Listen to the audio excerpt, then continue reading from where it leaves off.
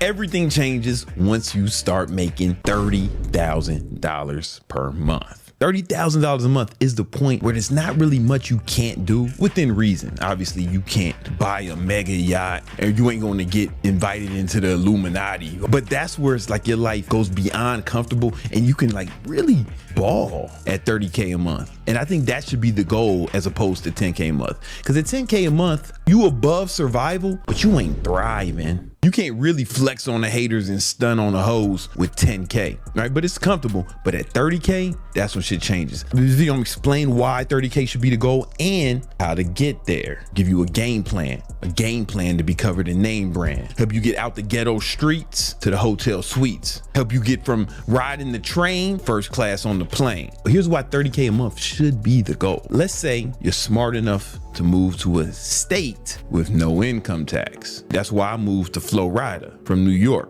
I ain't want to pay for migrants to have hotel rooms anymore. You still have to pay federal income tax. If I'm conservative, after federal income tax, you should be taking home around 21K a month in your pocket. That's not counting all the shit that you could potentially write off. Like I'm being super conservative with that. Now, some assholes thinking of typing, man, you should just move to Dubai. Look, dummy. That shit only works for Euro trash. If you live in London, like my boy Mike Thurston or these other motherfuckers, you can move to Dubai, remain a British citizen and not pay taxes. If you are an American citizen, if you want to retain your citizenship, no matter where you live on earth, you can be in Antarctica, but you still got to pay federal income tax in the United States. So it's super stupid for a US resident to move to Dubai because now you in Asia, in the desert, you get arrested for cursing. You gonna be the only black guy there and they ain't got no big booty Latinas. To my knowledge, why would you put yourself in that position?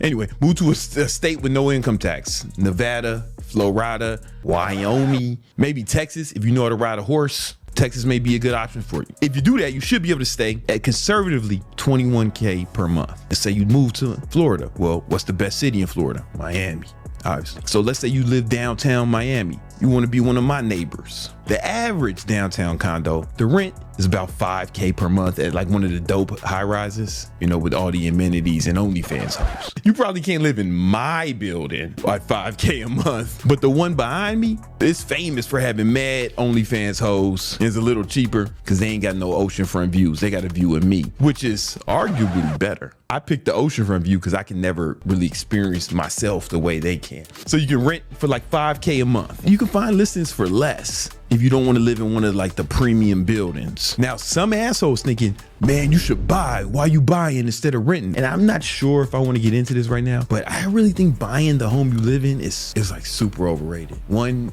there's a lot of cost, both mentally and financially, that are associated with home ownership. Let's say you buy $1 million condo. It's gonna kind of suck a little bit. It's not gonna be so great. Okay, let's say you bought a dope one. Let's say I was to buy a dope condo that I'm gonna live in. I'm gonna pay like $5 million at least for that joint. You gotta put down 20%. You really probably gotta put down more than 20% on a place that expensive. So that's gonna be $1 million, right? And yeah, you can say you're building equity and you can do all this other shit. All right, bro, check it out. Instead of putting that $1 million down in that, someone like me, I know how to like do shit like run ads. Y'all know I trade stock, right? I be swing trading and shit. Like I can flip money quick.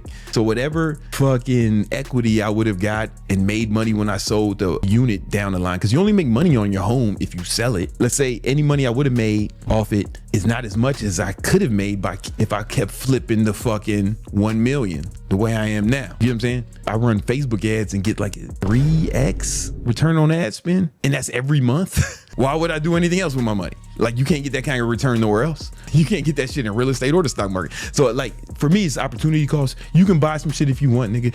But for me, man, it's just an opportunity cost. I can make more money flipping it. If you fucking middle class or you ain't never ran a business, you don't know what the fuck I'm talking about, right? Now, if you're middle class, home ownership is probably the best way for you to acquire wealth. If you know how to flip money, I'm not the biggest fan of home ownership. And then it's like, how much money did you really make after fucking closing fees, paying your agents, property taxes, all the improvements and or repairs you had to make over the years? And real estate does not go up every year. Depending on when you bought, you might end up losing money off that shit. But anyway, whatever. I don't want to make this whole video about that. For now, you renting, motherfucker, basically. I do own homes. Section 8 real estate. I own these joints I don't live in, made them Section 8 units, and I put a bunch of poor boys in there, and the government's paying their rent. I get passive income off that shit. But you don't get passive income off your own home. It's overrated to me, but you guys do whatever you want. $5K, where you can rent a fucking dope place downtown Miami. Let's say you want to get a supercar. Let's say you want to get a Urus or some shit. Let's say you want to lease it, especially if you live in Miami. Like, fuck you need to buy it for? You could buy it, but you get some different tax measures if you lease. If you want to buy something, you want to buy something that's over 6,000 pounds, so you can write that off. Let's just go with the Lambo or any supercar, fucking any supercar. The payments on that shit would be like $4K a month, whether you buy or lease. And insurance, maybe another 500, 600. Then let's say you want to go on some vacations. You know what I'm saying? You want to travel a few times a year or some shit. Like you want to take like 2 or 3 fucking baller vacations, man. Like for you and your girl or some shit. Like you won't need more than like 15, 20K for like 3 baller ass vacations, like the kind of shit you be seeing me on. Motherfucking private villas. And you can get that shit for like 20K. Now for me, I use my Amex points to pay for all them shit, so they free. Again, because I run ads, you get 4 times the points. So they really free for me. At 30K a month, you're not spending enough money, as much money on ads as me. I got 3 million Amex points. Yeah, it's not a game, motherfucker.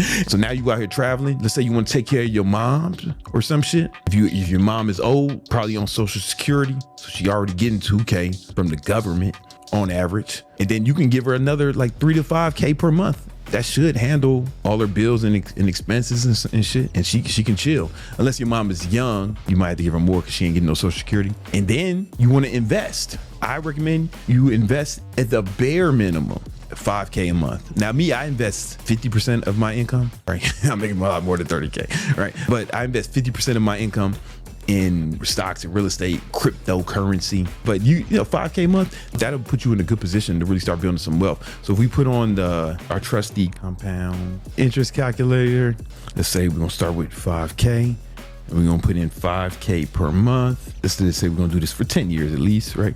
So US stock market has an annual return of about 10%. It's gonna compound annually. Boom, 10 years, man. You done saved close to $1 million. Boom, boom, boom, boom, boom. And if you want, and obviously, if you want to invest more, you can invest more. Let's say you took my advice I gave in the past, where you invest 50% of your income.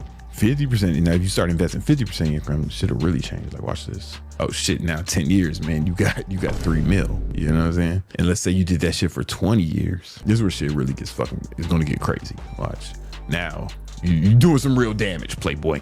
But you want to at least put 5K a month in investments. And if we add this up, let's use the conservative numbers. 5K a month for your condo, 4K a month for your supercar. Maybe you can put aside 1.5K a month for your travel fund. And then, you know, every 2-3 months, you take it out, boom, you know, you give your mom at least 3K, you know what I'm saying? And you invest in 5K, you still got an extra 2.5K left for fucking fun and other shit. You can move these numbers around. Maybe you don't need to go on vacation. Maybe you don't need a supercar, you know what I'm saying?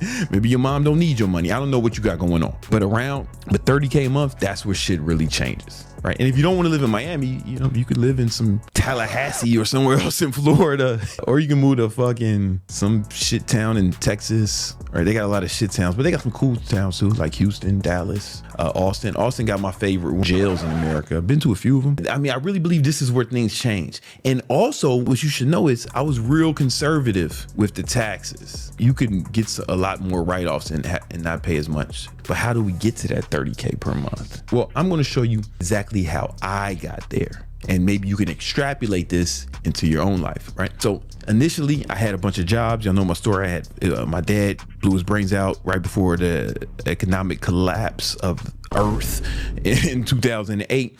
And then we were in a crazy recession, and I had to take care of my whole family. So I started working 4 jobs, 12, 14 hours a day. I did that for like 2 years, 2 jobs during the week. And then I had 2 jobs during the weekend. And then I started my own online training business. And what I realized was I started training people online. There's a few different ways to make this happen. For online training, the pricing structure, this is what I teach my students who I teach how to grow their online fitness business.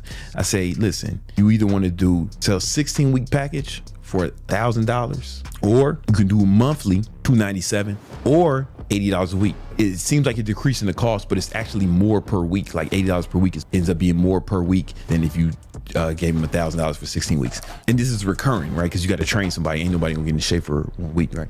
When I was doing that, those were the packages, the options I presented people. And most people took the monthly. Every once in a while, somebody would take that 16 weeks. We call that a paid in full, and that would be dope. So if we were to do some math, you get 100 clients, right? Paying you $300 a month, right? That's $30,000 a year. How do you get your first 100 clients? Well, it's gonna take a minute. You're not gonna get that shit overnight. I can talk about how to get the clients in a minute, but first of all, what do they get for that online training? Well, for me, I'll give them a custom workout plan and a custom meal plan. But most importantly, I made sure that they actually followed the plan every day. Initially, when I did it, we didn't have the same technology that we have now. So I would just set up like Google Sheet that I share with them, and I would format it in ways and make it like easy for them to understand. And they would have to fill in their calories and macros each day and make sure they track their workout in the Google Sheet. And then I would check it every morning. I'd be like, yo, DeMarcus, man, what happened yesterday, man? You ain't track your sheet. What the fuck? I would hit up each client every morning. They knew that I was hitting them up, right? So I was keeping them accountable. If they did do it, DeMarcus did do it. Yo, good job yesterday, DeMarcus. Like, yo, let's keep that momentum going up. The truth is, man, they didn't need more knowledge. They didn't need